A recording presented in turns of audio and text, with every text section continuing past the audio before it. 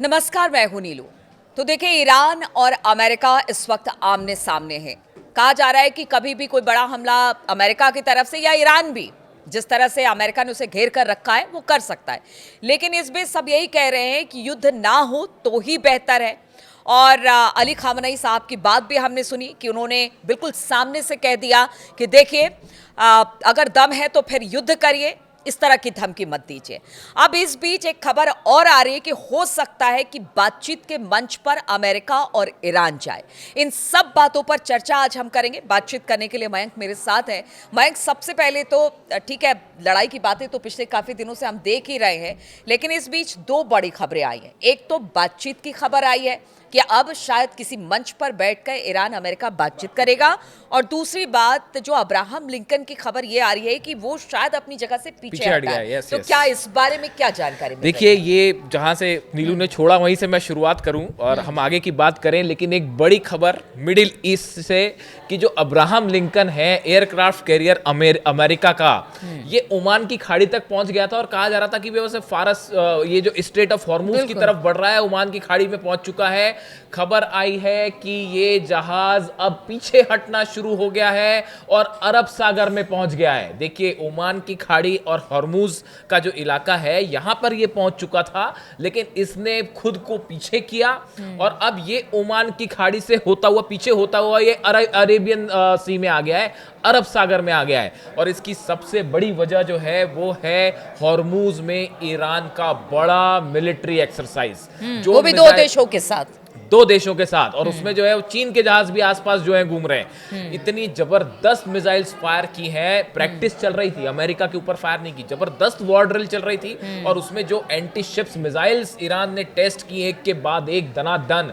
और जो ड्रोन्स, देखिए हमने वीडियो बनाया था, आपको बताया था कि जो ईरान के ड्रोन्स हैं वो लगातार इस अब्राहम लिंकन की रैकी कर रहे थे, जो एयरक्राफ्ट कैरियर है। उसके बाद जो सेंटकॉम है, उसको ये बयान जारी करना पड़ा, अमेरिका का जो सेंट्रल कमांड है उसको ये बयान जारी करना पड़ा कि भाई आप हमारे अब्राहम लिंकन जो शिप है, इसके आसपास और इसके ऊपर अपने ड्रोन मत घुमाइए। यानी देखिए, ये बहुत ही बड़ा, आप कह सकते हैं कि एक बहुत बड़ी जीत के रूप में इसको, जितने वॉर एक्सपर्ट हैं, इसको ईरान की बड़ी जीत बता रहे हैं साहब, कि अब्राहम लिंकन को अगर पीछे होना पड़ा इतना बड़ा पोस्चर लेने के बाद, तो इस एरिया में जो एक प्री वॉर पोस्चर होता है उसमें ये ईरान की बहुत ही बड़ी जीत है। और ये हमेशा इस बात को याद रखा जाएगा वॉर हिस्ट्री में कि अमेरिका का अब्राहम लिंकन जो है वो आगे आने के बाद ओमान की खाड़ी से हटके अरब सागर में पीछे की तरफ आया। ये वाकई बहुत बड़ा ईरान की जीत है एक प्रकार से।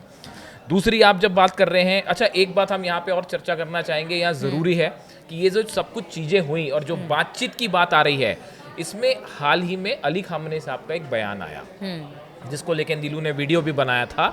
उसमें उन्होंने जो बड़ी बातें कही, अगर हम दो चार लाइन में वो सुनना चाहें तो वो क्या थी, आपने क्या समझ में आया आपको उस बयान से? देखिए, सबसे बड़ी तो बात है कि जिस तरह से अमेरिका लगातार ईरान को धमका रहा था, जब अली खामनेई साहब कैमरे के आगे आते हैं और जब वो ये कहते हैं कि देखिए, अब आप धमकी मत दीजिएगा, दम है तो लड़ के दिखाइए। और इस बार की लड़ाई सिर्फ ईरान से आपके साथ, ईरान से नहीं होगी, बल्कि पूरी क्षेत्रीय लड़ाई होगी, उनके प्रॉक्सीज भी होंगे, अरब देश भी उसमें शामिल होगा। तो आप समझिए कि किस तरह से एक तरह से ट्रंप को धमकी दे दी गई कि ईरान के साथ लड़ाई, यानी अरब देशों के साथ, खाड़ी देशों के साथ, उनके प्रॉक्सीज के साथ लड़ाई होगी। अब इसको ट्रंप ने कैसे लिया है कि बातचीत का रास्ता भी खुला है, इसलिए आपको बता रहे हैं। और उसके बाद अब ये भी कहा जा रहा है कि जो अब्राहम लिंकन है वो भी पीछे है, यानी ताकत दिखी है ईरान की खामनेई साहब के कहने के बाद। अब देखिए, ये इनका बयान आता है, अली खामनेई साहब का ये बयान आया, उसके बाद जो खबरें सामने आई, उसके तुरंत कुछ चंद घंटों बाद ये खबरें सामने आने लगी कि तुर्की में, इस्तांबुल में इस शुक्रवार को, जो अगला जुम्मा आ रहा है, एक बड़ी बैठक होने वाली है अमेरिका की और ईरान की। और अमेरिका ये चाहता है कि ईरान किसी तरह टेबल पे आए, भाई बातचीत करे। इसकी बड़ी वजह है, देखिए, एक तो मोहम्मद बिन सलमान जो क्राउन प्रिंस है सऊदी के, और दूसरा कतर। ये दो देश जो, देखिए, यहाँ पे मिडिल ईस्ट में कोई सबसे बड़ा अगर सहयोगी है अमेरिका का, सऊदी का बेस और कतर का बेस जो अल उदैद बेस है। ये दोनों देशों ने ये कहा साहब कि अगर आप ईरान से जंग करेंगे तो उसमें जो सबसे बड़ा खतरा मोहम्मद बिन सलमान को लग रहा था वो ये लग रहा था कि उनका जो पूरा इकोनॉमिक एजेंडा है जो वो 2030 प्लान कहता है सऊदी, जिसको जो खुद क्राउन प्रिंस जो है सऊदी के कहते हैं कि ये मेरा 2030 का सऊदी का इकोनॉमिक प्लान है, वो पूरा का पूरा धराशायी हो जाता, फेल हो जाता। बात नंबर एक। दूसरा, कतर को क्या डर सता रहा? कतर को डर सता रहा कि वो पिछली बार अल उदैद बेस पे जो है ईरान ने 1 मिनट की देर नहीं की और जैसे ही अमेरिका ने हमले किए अगले दिन जो है वो मिसाइल्स जो है वो दाग दी गई। यानी कतर को ये डर सता रहा कि भाई हमारे पे हमला तो तय है, क्योंकि अल उदैद बेस के बिना हमला हो ही नहीं सकता ईरान पे, और अभी भी वहां पे 15 फाइटर जेट्स खड़े हैं। चाइना ने जो है वो सैटेलाइट इमेज बता दी और वो जारी करके बता दिया कि देखिए कतर की तरफ से ये बयान आते रहे कि हम अपना एयर स्पेस नहीं देंगे, हम अपने बेस का इस्तेमाल करने नहीं देंगे। चाइना ने जो है वो परसों एक सैटेलाइट इमेज जारी करी और बता दिया देखिए अल उदैद बेस पे 15 F-16 खड़े हैं, जॉर्डन में 35, इस बार अगर हमला होता तो फिर आप समझते कतर का क्या है। 35 F-16 जॉर्डन में खड़े हुए हैं। सऊदी में वो चाइना ने जो है वो सैटेलाइट इमेज जारी कर दी। अब वो एक F-16 दिख रहा है कहाँ क्या क्या खड़ा हुआ है। उसने ये भी बता दिया कि इराक में जो है कहाँ पे आपने जो है वो थर्ड सिस्टम लगा रखे हैं।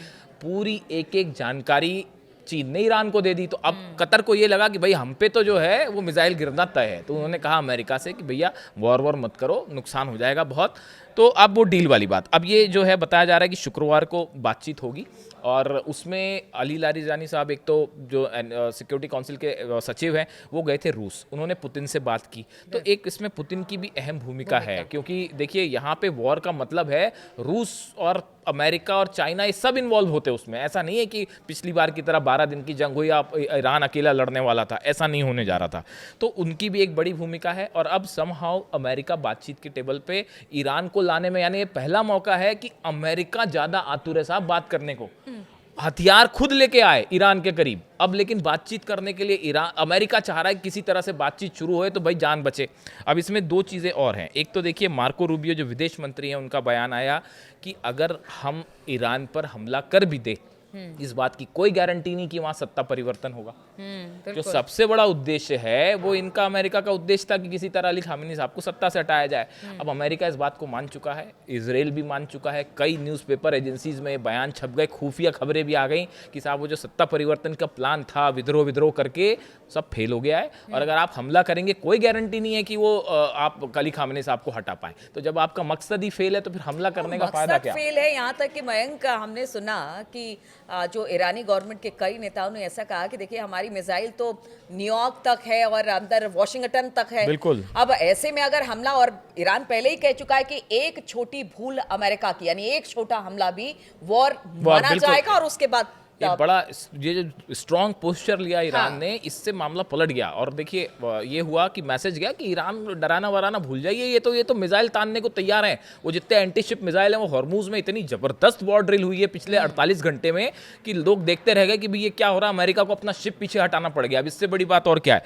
और देखिए इसमें एक जो है सबसे आखिरी और सबसे इंपॉर्टेंट चीज़, और बहुत ही जो है मज़ेदार कह लीजिए आप, ये बताया जा रहा है कि जो अमेरिका के साथ बातचीत हो रही है उसको लेके ईरान ने जो है अपनी शर्त रख दी है। पहले अमेरिका शर्तें रखता था, अब ईरान ने शर्त रखी है और ये कह दिया है कि देखिए न्यूक्लियर डील पे तो चलो ठीक है, जो बातचीत होगी, हमारे मिसाइल्स पे कोई बात नहीं होगी। ना हम अपनी मिसाइल्स की रेंज कम करने वाले हैं, ना मिसाइल सरेंडर करने, मिसाइल्स पे कोई बात नहीं होगी। और शायद अमेरिका ने इस बात को मान भी लिया कि ठीक है हम मिसाइल पे बात नहीं।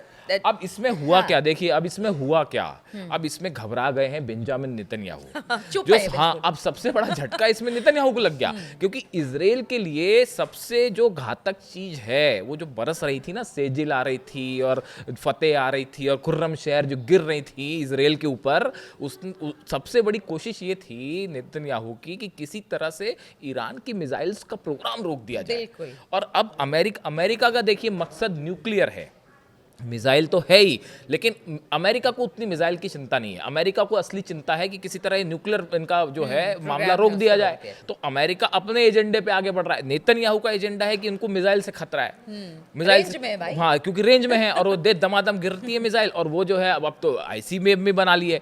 तो अब ये अगर अमेरिका और ईरान की बातचीत शुरू हो गई तो सबसे बड़े सख्ते में तो नेतन्याहू है, और इसीलिए उनका भी नया बयान आया, उन्होंने धमकी दी दी कि हम हमला कर देंगे, ऐसा कर देंगे। तो अब समस्या ये है कि अगर ये डील कुछ बातचीत भी आगे बढ़ गई या डील की दिशा में मामला आगे बढ़ गया तो इसराइल के लिए तो एक संकट हमेशा आजीवन खड़ा रहेगा ईरान की मिसाइल से कि कभी भी हालात बिगड़े और ये चली मिसाइल दे दनादन। तो इसीलिए सबसे बड़ा नुकसान इसमें जो है वो नेतन्याहू का हो गया। देखिए, दो तीन बात तो है। जिस तरह से एक तो ये कहा जा रहा था कि अपना परमाणु कार्यक्रम बंद कीजिए, दूसरा मिसाइल अब बनाना बंद कीजिए, और तीसरा है कि यूएन जिस तरह से मतलब पहुंचता था और देखता था कि कहाँ तक जो है, हाँ। आईएईए पहुंचता था, देखता था कहाँ तक यूरेनियम का एनरिचमेंट हुआ है, ये सारी बातें हैं।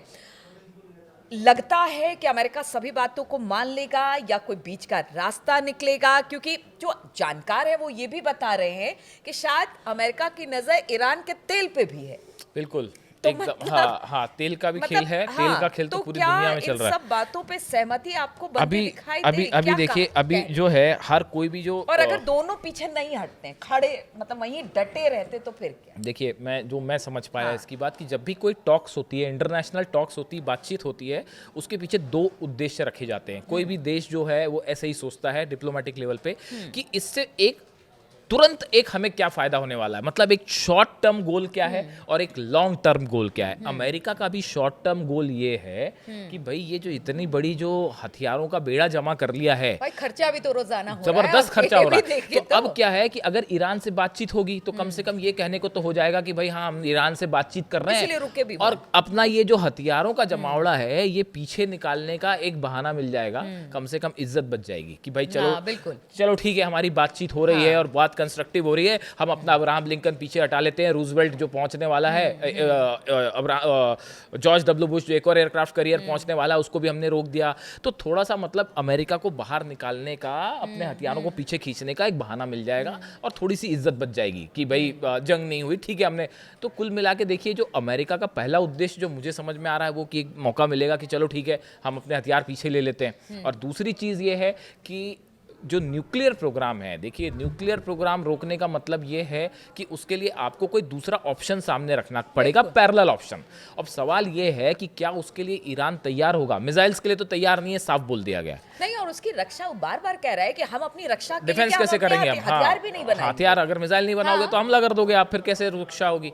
तो अब ये बड़ी इंटरेस्टिंग बात है। मुझे ऐसा लगता है कि देखिए 3 बड़ी बैठकें हुई, आप समझिए इस बात को। पहली बैठक होती है, अली लारिजानी रूस जाते हैं, पुतिन से मुलाकात करते हैं। उसके बाद ये खबरें आती हैं कि रूस ने कहा है कि आप अपना यूरेनियम हमें दे दो, हम उसको एनरिच करेंगे। तो यानी कुछ ना कुछ बैकडोर से कुछ चर्चा चल रही है। उसके बाद जो है रूस के एक बड़े अधिकारी, जो वहाँ की सिक्योरिटी काउंसिल है उसके जो एक अधिकारी हैं, वो पहुँचते हैं चीन, और उनकी चीन के विदेश मंत्री जो वांग यी हैं उनसे कल मुलाकात होती है। यानी देखिए, रूस और चीन की मुलाकात हो रही है, ईरान रूस की मुलाकात हो रही है, इधर से सऊदी के क्राउन प्रिंस जो हैं वो कोशिश कर रहे हैं, तुर्की अलग कोशिश कर रहा है। तो ये सब यही कोशिश कर रहे हैं कि किसी तरह से जंग रुक जाए ताकि हमारा नुकसान ना हो और ईरान के न्यूक्लियर प्रोग्राम को लेकर एक कोई मिनिमम एजेंडा तैयार हो जिस पर ये शुक्रवार को बात हो सकती है। चलिए देखिए, युद्ध कोई नहीं चाहता। आप हमारे दर्शक भी जो है वो लगातार यही कहते हैं कि सब कुछ ठीक हो जाए, पीस और शांति बनी रहे, और इसकी कवायद भी हम देखने को, चाहे वो अरब मुल्क हो या पश्चिमी देश हो या फिर अमेरिका और ईरान की भी बात, वो भी कहते हैं कि हम युद्ध नहीं चाहते हैं। फिर आखिर इतनी तनातनी क्यों है? अब जब ये बैठक हो रही है तो क्या यहाँ से कोई सकारात्मक परिणाम निकलकर सामने आएगा? इस पर हमारी नज़र बनी रहेगी और हम लगातार इसके अपडेट्स लेकर आपके पास आते रहेंगे। फिलहाल बहुत बहुत शुक्रिया हमारे साथ इस चर्चा में शामिल होने के लिए। Thank you.